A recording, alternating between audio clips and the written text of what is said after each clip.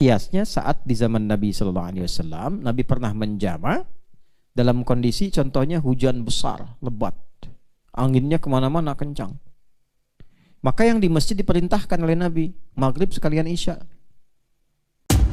Bismillahirrahmanirrahim. Salat ibu yang menyusui, Ustaz. Jadi ada kondisi tertentu di waktu maghrib menuju isya kan waktunya cukup singkat, Ustaz. Namun kondisi tidak ideal, bayinya sedang rewel sehingga waktu maghribnya habis. Dijama. Bisa dijama, Ustaz. Dijama. Habis. Jadi ada jama yang sifatnya masyaqqah, bukan masafah. Masafah itu jarak, masyaqqah itu kadar kesulitan.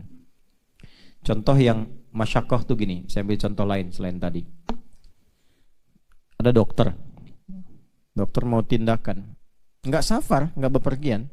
Ada tindakan kok mau dioperasi orang. Operasinya itu diperkirakan berlangsung selama 5 jam. Dimulai dari jam 1 habis zuhur. Berarti selesai jam berapa? Jam 6. Udah masuk maghrib. Ya kan?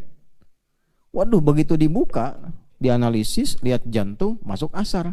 Allahu Akbar, Allahu Akbar. Sebentar ya, saya sholat dulu. Celaka itu.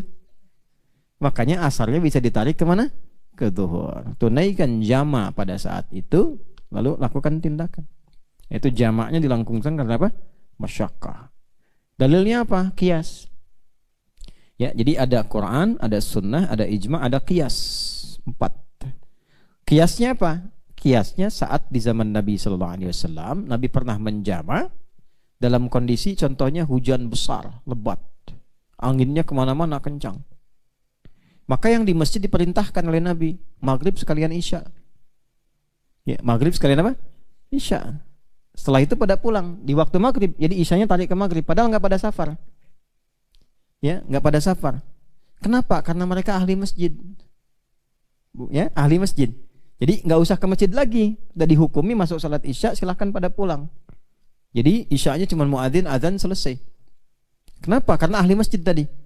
Ya, karena kalau dia pulang balik lagi dikhawatirkan membahayakan. Itu masyaqqah namanya. Nah, sama kayak ibu tadi dalam kondisi anak kehausan, dalam haus itu jadi bahaya kalau dibiarkan. Ya, dan kadang-kadang anak itu kalau minum ASI juga kadang nggak setengah jam, nggak 45 menit. Ada yang 1 jam, 2 jam, 3 jam dan seterusnya. Nah, dalam kondisi gitu masyaqqah sifatnya. Boleh dijamak untuk takhir, tapi diniatkan. Ya. Dan nggak usah sholat sambil nyusuin, jangan. Ya, gendong boleh. Bayi nggak rewel, gendong boleh. Tapi sambil menyusui tidak. Ya, tahan dulu baru kemudian diniatkan untuk jamaah di takhir. Jelas?